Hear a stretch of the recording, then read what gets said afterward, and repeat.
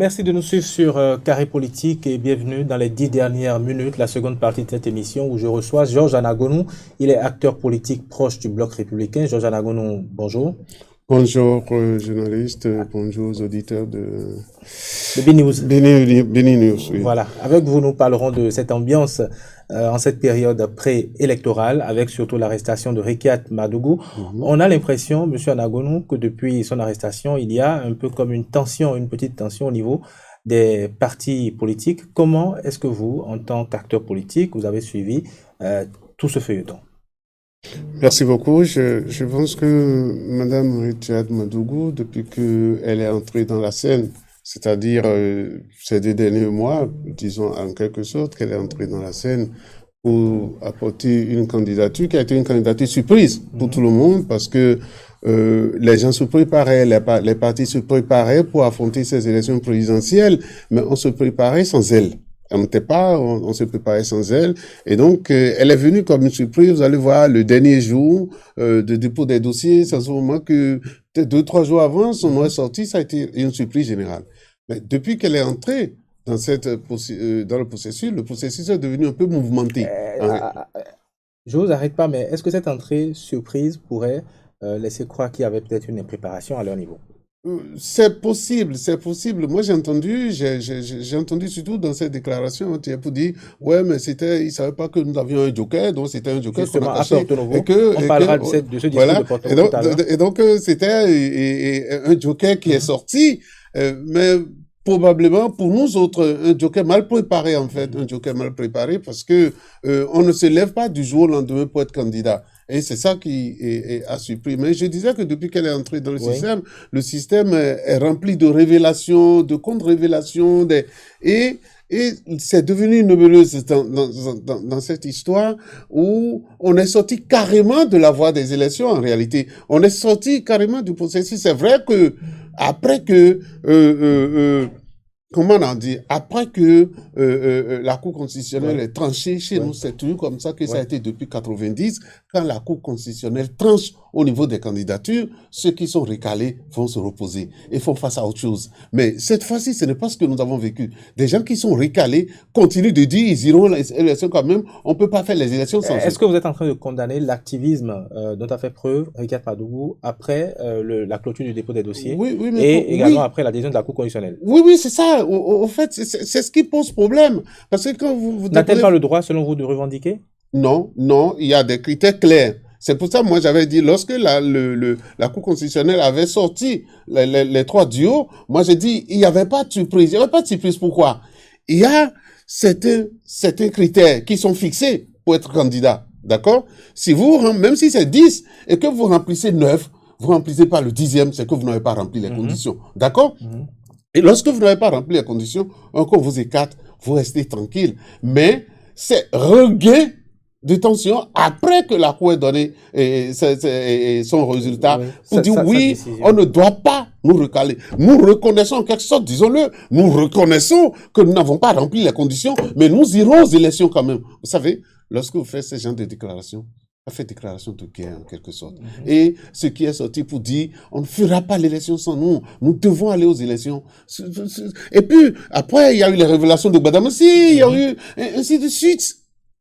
De révélation en révélation, on a fait qu'augmenter la tension tout le temps, jusqu'à en arriver au point culminant qui a été son arrestation. Moi, je pense... Qu'est-ce qu'il y avait qu'est-ce qu'il y avait de maladroit dans le dernier discours, qu'elle a tenu le jour de son arrestation, quelques minutes après son arrestation à Porto-Novo?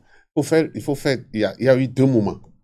Il y a eu le discours qu'elle a eu à faire à Porto-Novo, mais il y a eu aussi la sortie du procureur, pour justifier son arrestation. Séparons les choses. Ça, c'est le lendemain. Séparons les choses. Elle a été arrêtée. On aurait cru un instant que c'est le discours qu'elle vient de tenir qui est la raison pour laquelle on est arrêté. Mais le procureur vient dire, il y a une enquête au cours depuis un moment, et c'est l'aboutissement de cette enquête-là. La procédure de l'arrestation et tout, ça va créer une bataille juridique. Et je laisse les juristes parler de ça. Mais maintenant, ce qui a été dit, c'est que ça donne l'impression que on a dit un coup contre le peuple béninois. Et ça me gêne un peu. Honnêtement, ça me gêne un peu. Parce que ce qui peut même prêter frein à ça, c'est la personne de Rekiat Madougou.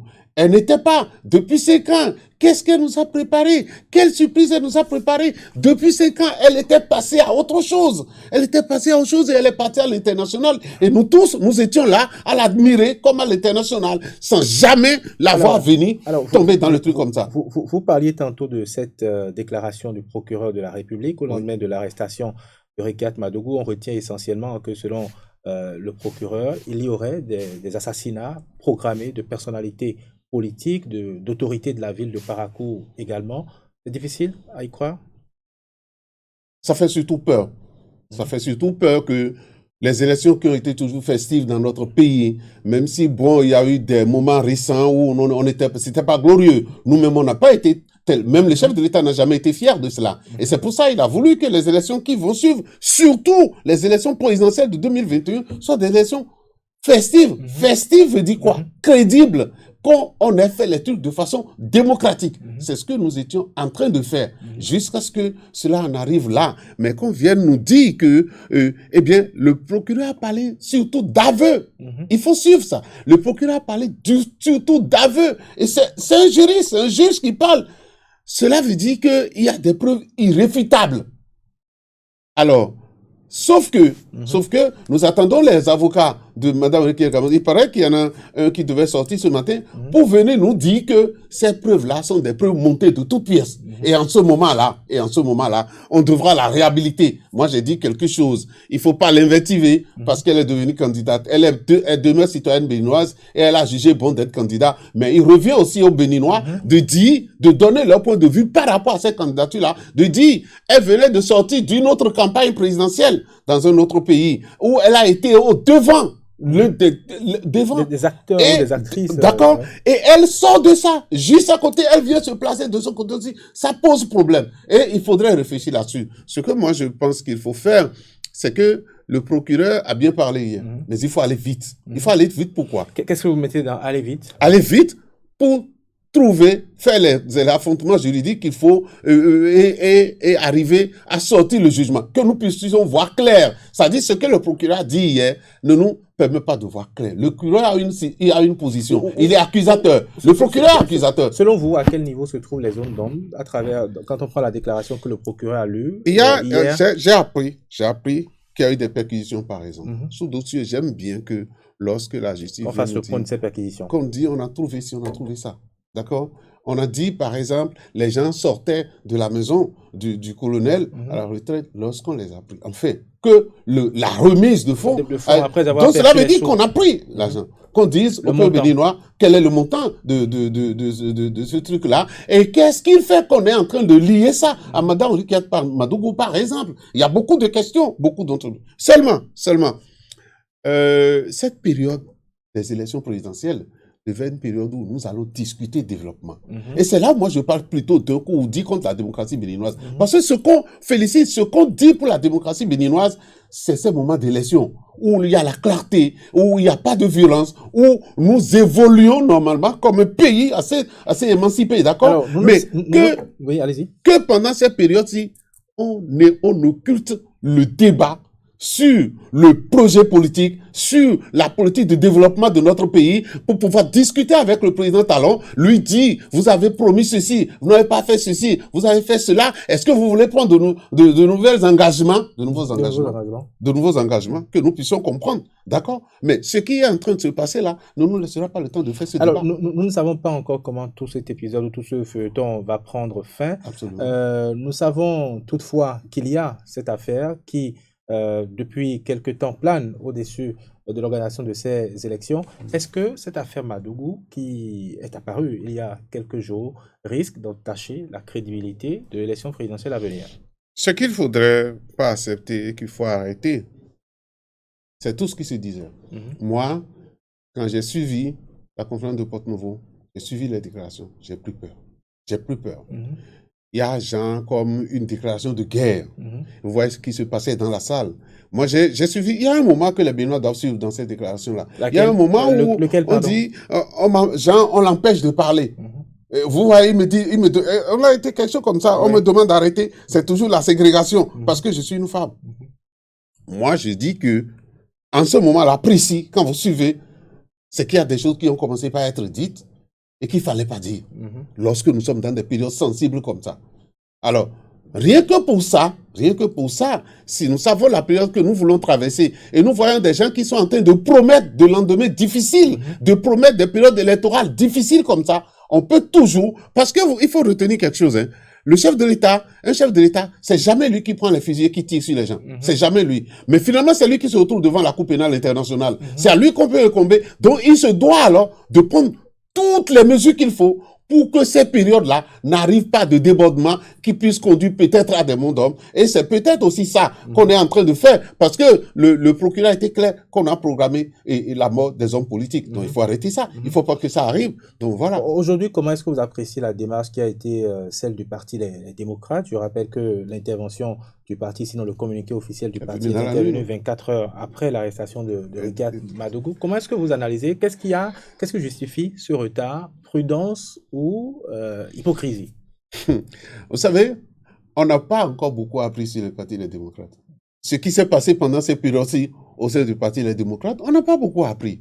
Des révélations vont venir. Parce que comment ça s'est passé jusqu'à arriver à la désignation de leur candidat où la candidate disait autre chose. Le jour du dépôt, la candidate disait autre chose. Le président du parti disait autre chose. Moi, je dis, il y a beaucoup de non-dits dans ce qui se passe au niveau des démocrates et que parfois, on essaie de colmater les brèches, on essaie de rattraper les derniers moments. Moi, c'est le communiqué qui est sorti. Moi, je pense ça comme rattraper du dernier moment parce que des gens responsables ont déjà dit sur les réseaux, mais on ne voit pas la réaction du parti des démocrates. Et si on peut comparer à une période passée où on avait, je finirai par le dire, les mercredis rouges, quand vous interpellez quelqu'un de ce mouvement de mercredi rouge, eh bien, vous n'allez même pas dormir à la gendarmerie le jour-là, parce qu'ils seront tous là. Les grands sont tous présents. Moi, j'ai entendu sur les réseaux sociaux où des militants se plaignent pour dire, nous sommes allés rester, la personne est venue. Je dis, au niveau du Parti démocrate, il y a des choses qui se passent, qui sont des choses qui sont pas normales, et nous avons des révélations et qui vont venir. Je pense qu'on va apprendre beaucoup de choses après. Alors, que dites-vous des appels à la libération immédiate de Rigathi Madougou? Il y a eu ces appels venant notamment de la famille Soglo, d'autres personnalités politiques également, et pas des moindres. Alassane Soumanou Djemba, candidat à l'élection présidentielle, qui demande et qui est du parti FCBE. Est-ce que cette situation ou cette affaire pourrait rassembler à nouveau les FCBE et les démocrates?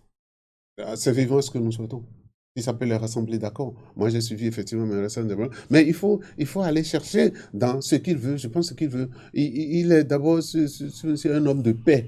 Il est un homme de la paix. Et donc, il n'aurait pas voulu qu'il y ait de... Et c'est comme ça que j'ai compris son message quand il dit, il faut aller vite, il faut vite clarifier et nous souhaitons qu'il puisse sortir parce que nous voulons de la paix. Nous voulons la paix. Et c'est vrai ce qu'il a dit. Rappelez-vous les élections législatives, ce qui s'était passé même à Parakou. On ne parle pas de ça avec du Chao, mais à Parakou, on a dû s'arranger pour soutirer des gens à la situation. Vous comprenez ce que je dis? C'est pour ça que les élections vers lesquelles nous sommes en train d'aller, il faut les préparer, il faut tout faire pour apaiser la situation. C'est pour moi, je m'étais dit, après qu'on a fini une bataille de dépôt des dossiers et bataille de qualification, parce que il y a eu erreur de tous côtés. De tous côtés, moi, je reconnais ça. Et quand vous savez que la situation qui vous arrive, vous-même, vous en êtes pour quelque chose, c'est que vous acceptez volontiers.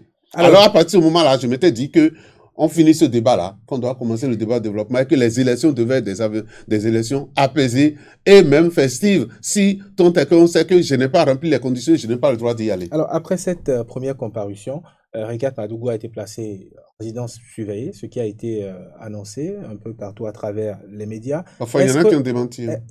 Qui ont démenti. Est-ce qu'on peut considérer que c'était un traitement de faveur? Parce que j'ai entendu quelqu'un disait que la résidence surveillée, ça ne fait pas partie de notre droit positif. Bien évidemment. Est-ce on pourrait considérer ça comme un traitement de faveur? Vous savez, notre Rigathi Madougou n'était plus la Rigathi Madougou nationale. Elle était devenue la Rigathi Madougou internationale. De par ses actions humanitaires, son système économique inclusif et tout ça. Donc, c'est différent. Lorsque vous avez affaire à une personnalité comme ça, vous portez des gants. Vous portez des gants. C'est pourquoi je pense que c'est sûr que le procureur, c'est peut-être ça qui a fait que ça a mis du temps avant de venir le quitter. Donc, il n'y a pas, Vous savez, c'est aussi ça la justice. Il y a certains qu'on met à la maison d'arrêt de la santé et d'autres qu'on envoie directement. Oui. C'est la justice. En fait, c'est l'injustice sociale, c'est la hiérarchisation sociale parce qu'on aurait dit Rekiat Madougou, elle n'est pas perdue, on peut la voir à tout moment. Donc, même si on la laisse circuler à tout moment qu'on aurait besoin d'elle, on peut la voir. Ça, c'est la justice qui détermine. Si la justice détermine que au point là où nous en sommes aujourd'hui, c'est qu'il faut qu'elle soit, elle ait ce traitement-là, qu'elle soit en résidence surveillée. Parce que vous savez, en résidence surveillée, elle a encore besoin plus de militaires que si elle est en prison. Ce sera la dernière question. Vous aviez parlé tantôt des différentes révélations qui ont commencé à être faites quand Rekiat Madougou est entré dans le processus électoral, notamment au niveau du Parti des démocrates. Vous avez rappelé tout à l'heure qu'elle est devenue internationale. Elle-même dit qu'elle est moitié béninoise, mi-béninoise, ça, c'est pas bon non plus. Mi-togolaise. Aujourd'hui, qu'est-ce qu'on peut voir du côté du Togo? Est-ce que le Togo serait impliqué dans cette affaire? Non, ça ne peut pas se passer parce que, au fait, est-ce que vous avez jamais appris que le Bénin est impliqué dans les affaires togolaises? Le Bénin est impliqué surtout dans les élections togolaises. On l'a jamais fait. Et les États se doivent respect. Et à partir de ce moment-là, le Togo n'a nullement, je pense, les Togolais n'ont pas l'intention de s'impliquer dans nos élections du tout. Ça, ils auraient fait ça. Et que sur le plan international, nous allons les mettre sur le banc des accusés parce qu'ils n'ont pas à traiter notre pays de cette manière-là. Nous, on ne traitera jamais leur pays de cette manière-là. Ils n'ont pas, c'est vous. Et moi, je pense aussi que oui, pour la morale et pour l'éthique, que bon, on aurait évité cette candidature-là pour nous éviter tout ce que nous sommes en train de voir. Parce que vous savez, regardez la posture de Joël, le professeur Joël Aïvo, et regardez la posture de Madame Rekiat Madougou. Il y en a qui fait des déclarations tonitruantes. Il faut voir ça. On va finir là-dessus. Georges Anagonou, le 1er mars, Draman Tijani, collaborateur de Rekiat Madougou, avait déjà été déposé à la prison civile de Misrété, notamment pour association de malfaiteurs et terrorisme. Rekiat Madougou sera à nouveau devant le procureur spécial ce matin. Elle ira à Misrété ou elle repartira à la maison selon vous? Ah non, si les faits qui lui sont reprochés sont avérés et le procureur est sûr de son affaire, et on lui donnera le traitement qu'il faut donner. Seulement, je suis d'accord avec vous. Vous avez vu le temps, si c'est pour ce dossier qu'elle est prise, vous avez vu le temps que la justice a mis depuis l'arrestation de Tijani et tout ça là. Donc depuis le 26 février. Donc, on a pris le temps de fouiller, de refouiller, parce qu'on sait que c'est une personnalité de où on peut pas l'inquiéter comme ça. Maintenant, là, c'est mieux là. Ça doit être mieux. Jusqu'à ce que le procureur sorte et donne des raisons, c'est que c'est mieux. Donc, si elle va devant le juge aujourd'hui des libertés, que le juge décide de la placer. Merci pour toutes ces explications. Merci pour ces commentaires également. Georges Anagonou, je rappelle que vous êtes acteur politique proche du bloc républicain et avec vous, nous sommes revenus sur l'actualité électorale, sur cette tension également liée à l'affaire Rekiat Madougou. Chers téléspectateurs, merci de nous avoir suivis. On se retrouve très prochainement.